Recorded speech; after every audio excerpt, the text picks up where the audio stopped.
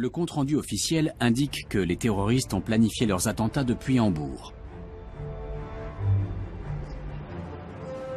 C'est dans cette ville qu'enquête un homme qui considère le rapport du gouvernement américain comme lacunaire. Daniel Ganser est irénologue, c'est-à-dire expert en sciences de la paix. Il a analysé les documents publiés sur les attaques terroristes. Il ne fait aucun cas des théories du complot et s'en tient aux faits. Or, selon lui, ceux-ci parlent d'eux-mêmes. Il remarque tout de suite que le rapport officiel ignore purement et simplement un événement, l'effondrement de la 3e tour.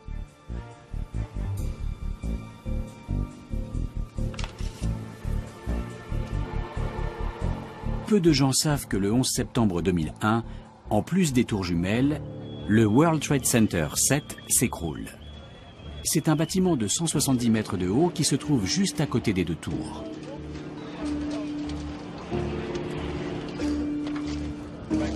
Mais cet immeuble ne s'affaisse que quelques heures plus tard, alors qu'il n'a pas été touché par un avion.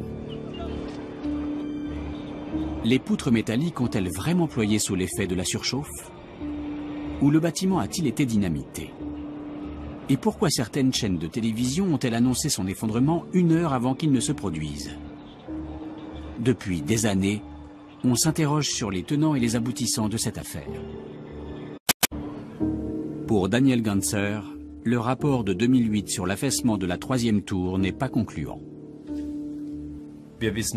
Aujourd'hui encore, on ignore pourquoi ce bâtiment s'est écroulé. Quand on regarde les vidéos, on a l'impression qu'il a été dynamité. Si on observe les 3 angles supérieurs, on remarque qu'il s'effondre sans grande résistance.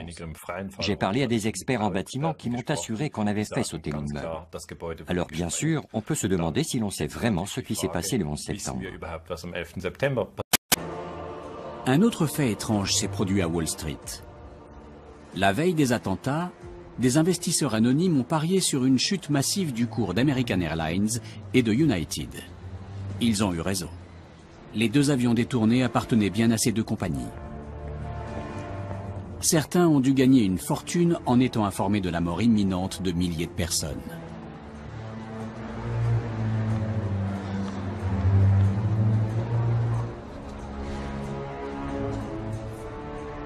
Il est clair que quelqu'un devait savoir ce qui se passerait.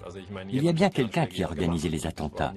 Ce n'étaient pas des éléphants ou des girafes, c'étaient des hommes. Donc certaines personnes devaient savoir ce qui se tramait. Mais là encore, pour savoir qui a commis un délit d'initié, il faut aller à la Security Exchange Commission, la SEC. C'est elle qui conserve ces informations, mais elle refuse de les divulguer. Est-ce que ça a aidé leur cause? Je dis simplement, et c'est un fait avéré, qu'il y avait en effet 60 Israéliens qui étaient logés, comme on dit en termes de métier, juste à proximité donc des terroristes du 11 septembre. Où terroristes dans plusieurs endroits, en Floride, aux endroits où les soi-disant terroristes étaient censés en effet s'entraîner. Et la chose très troublante, évidemment, c'est que la CIA, le FBI les ont arrêtés, les ont interrogés, ont eu la preuve en effet qu'il s'agissait d'agents du Mossad. Et la chose tout à fait étonnante là aussi, c'est qu'il y a l'épisode, je dirais, qui a été repris dans toute la presse israélienne, juste au moment où les tours s'effondrent. Et ça c'est quand même tout à fait étonnant. Au moment où les tours s'effondrent, il y a une femme qui est en train de regarder le spectacle de cette tragédie et qui voit 3 jeunes hommes qui sont en train de sauter de joie, assis sur les toits d'un van blanc. Bon. Elle avertit la police devant évidemment leur attitude extrêmement suspecte et en effet la police les arrête et ils sont 4 à l'intérieur. Et on découvre qu'ils sont israéliens et l'un d'eux dit d'ailleurs écoutez nous ne sommes pas votre problème, vos problèmes sont nos problèmes et vos problèmes sont les Palestiniens. La CIA et les services de contre-espionnage les interrogent, on les met en prison, etc. Et on s'aperçoit que ce sont des agents du Mossad travaillant sous couverture. Que les peuples, les États, même les États ne le savent pas. C'est un État dans l'État, comme dans tous les pays du monde. C'est pas la CIA, c'est pas le Mossad. Il y a un Mossad dans le Mossad, il y a une CIA dans la CIA, il y a un FBI dans le FBI, et qu'ils sont 3 ou 4 ou 5 ou 10 à agir. Le gouvernement américain était-il informé des attentats? Les a-t-il même orchestrés ainsi que certains l'avancent? Une terrible accusation, mais qui n'est pas inenvisageable. Les militaires américains ont eux-mêmes suscité cette méfiance.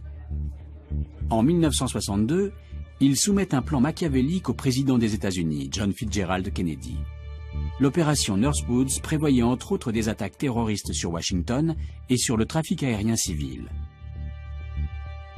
Fidel Castro devait ensuite être tenu responsable de ces attentats. Kennedy a refusé.